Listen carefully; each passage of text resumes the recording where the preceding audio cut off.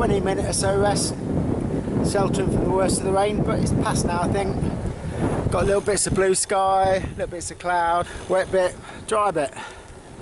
Got it all going on. So we're over halfway now, got a slight cross and tailwind, and we're heading back to Beaver. And over in the distance, it's definitely blue sky. Hooray, the sun is out.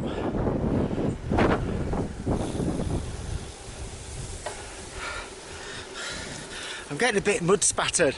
What's coming off the tyres? Bike's definitely going to need a good clean when I get back, that's for sure.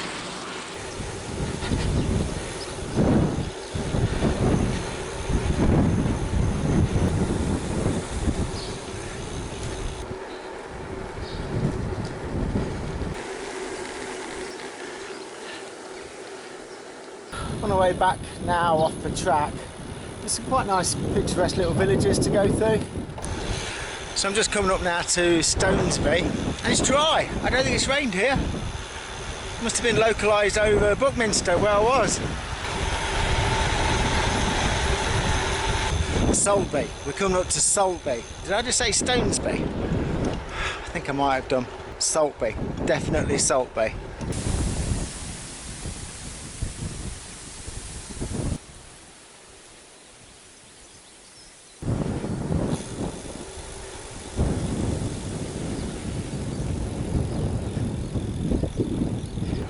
This is quite a nice section to have a little tailwind on. The wind generally, this area, is blowing from behind me, from the west, which is good.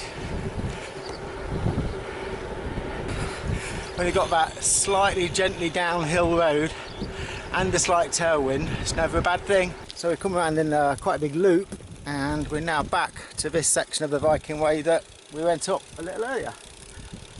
We're now going to go down the opposite direction of the Viking Way, up this little track. Oh, oh, that was a bit wild.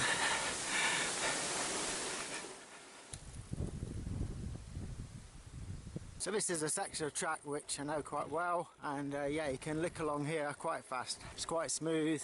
It's a nice part of the Viking Way, this one.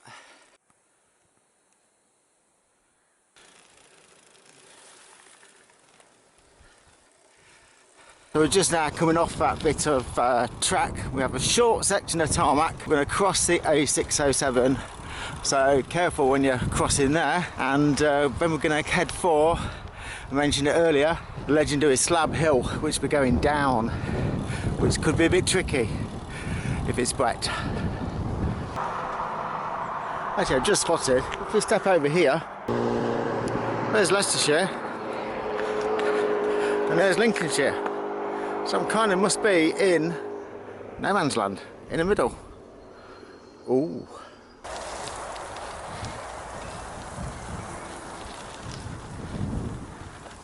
So coming up now to the top section of Slab Hill. I can't remember its proper name, but it's called Slab Hill because, I don't know how long ago, but many moons ago, there were just loads and loads of concrete slabs, concrete blocks put in it. They've all got mashed into the ground. There's four-wheel drives, etc. come down here. The bit where we just crossed the A607 makes it really easy to get into here.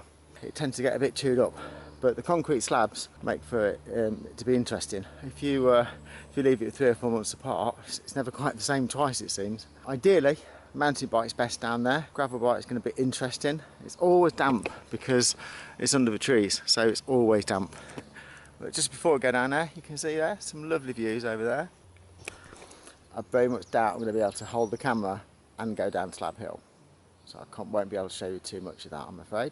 So as you can see, top section here is pretty rutty. As you can see here, there's some of the concrete blocks. And here's some more concrete blocks. Just in case you missed them, here's some more concrete blocks.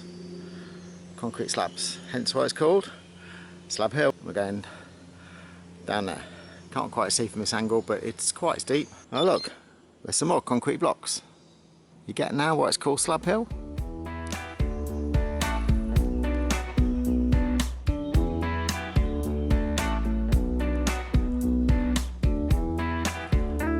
now we're down Slab Hill and it turns back into a track, which isn't too bad. You see that behind me. So now we're met with this track and we're going to pop out of the track, we're going to hang a left and we're picking back up on the road section now. So we're going to head towards Beaver on the road, and a bit of road section after Slab Hill will be pretty nice for the legs because it's quite hard work coming down there. If you had a downhill mountain bike you'd be fine. So just at the end of Slab Hill now, and we're going to go, look right, but we're going to go left. Right, it's going to head up now. This way will take us around the back of Beaver Castle. So we're kind of, we went in front of Beaver Castle at the start of the ride, and now we're going to end up behind it. So once you're through Harston and you start to climb up, you can see just in the distance there a great view of Beaver Castle.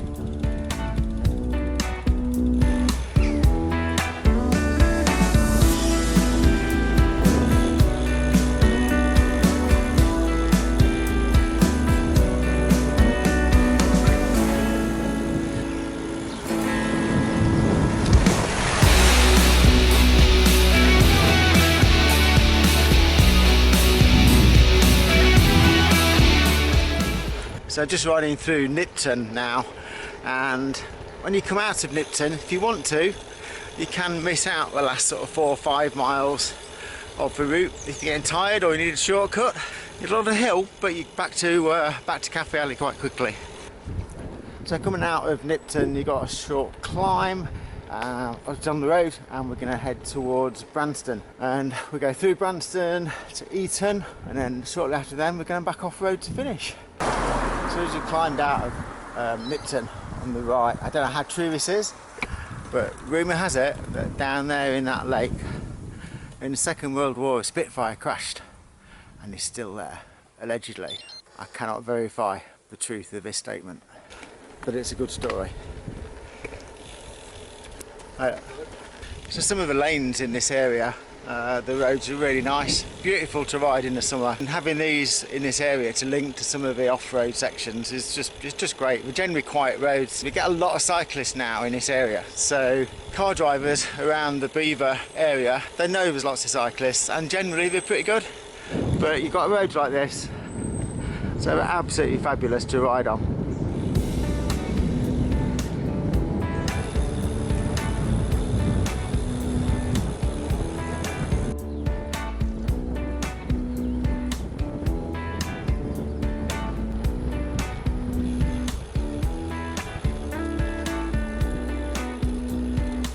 So just dropping down out into Eton, and then we've got another little climb. This is another quite picturesque little village, and it winds up the hill up there past the church, you can see in the distance, and it's one of those little villages, a few stone cottages. You could be sort of anywhere. It's a lovely little village.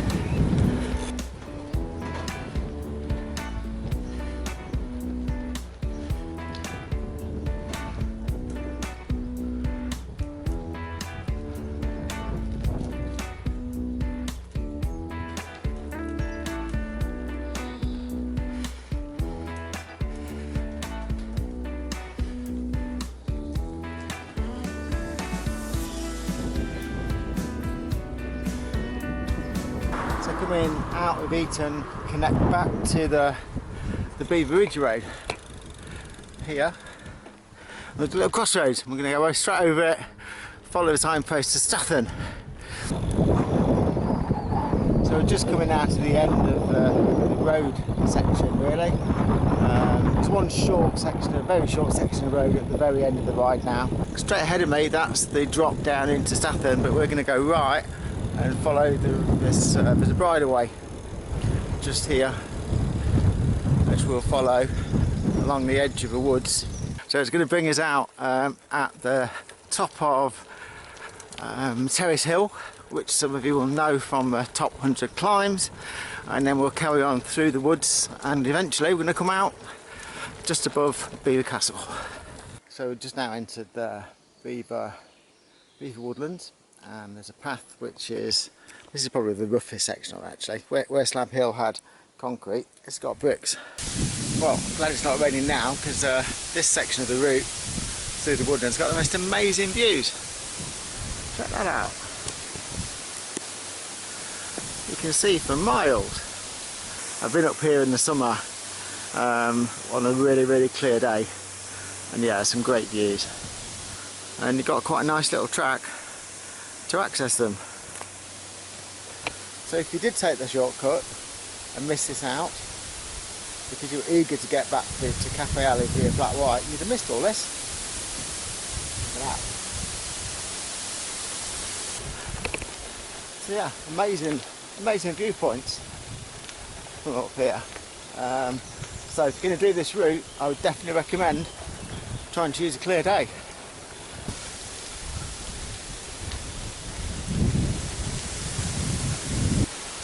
I'm so glad it's clear now and not raining.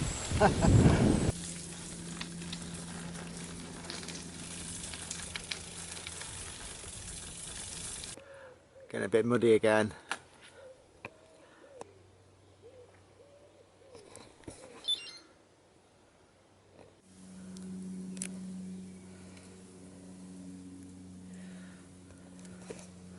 It's definitely muddy now.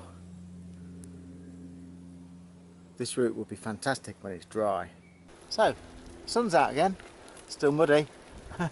Once I've come out of the woods there, we've got a short section of road.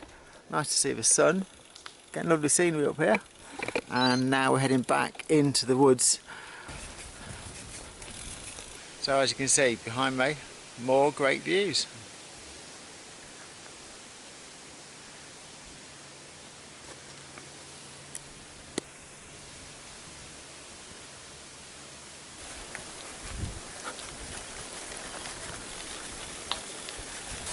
So it's definitely a great section of the ride to end with, for sure.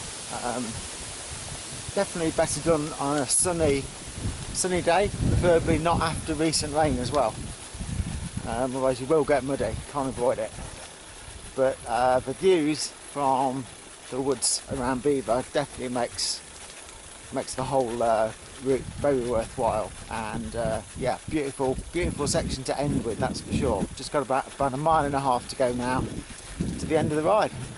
Look at this cottage, isn't that lovely? Fabulous. So just out on the final section now, and the track has become a path across the fields. But check out this tree, a marvellously shaped tree. So the path now, just going to drop down there to the road, and we've got a road section just goes down behind those trees, and then Cafe Alley is beyond. So a great route, quite challenging. I definitely recommend doing it on a sunny day, and preferably not after rain.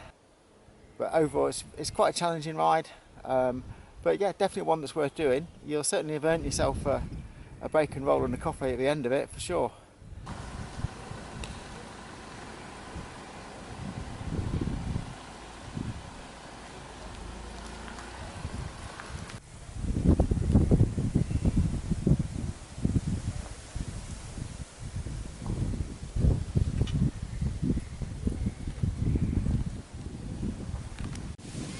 So now I'm back at Cafe Alley, Beaver Castle, and the sun's out. So as you can see, it's been raining here, but as you can see at the moment, no view. And there is a gorgeous view. On a nice summer's day, right over there is great. So the Viking Marauder route, 31 miles. Actually, I've got 32. Quite hard in places, not an easy ride. You've definitely got to be quite fit to do it. The last 5 miles is a little bit of a drag, but once you're over the climbing through Branston, it would be quite tempting to cut it short, but don't. Stick to the whole route, because the bit through Beaver Woodlands is definitely the best part of the whole ride. Lovely views, quite sheltered through the trees. Yeah, I definitely recommend it. So don't forget, description and the route is below if you want to have a look at it, and go and say hello to Cafe Alley on Facebook. See you again in a few days time. Cheers, bye.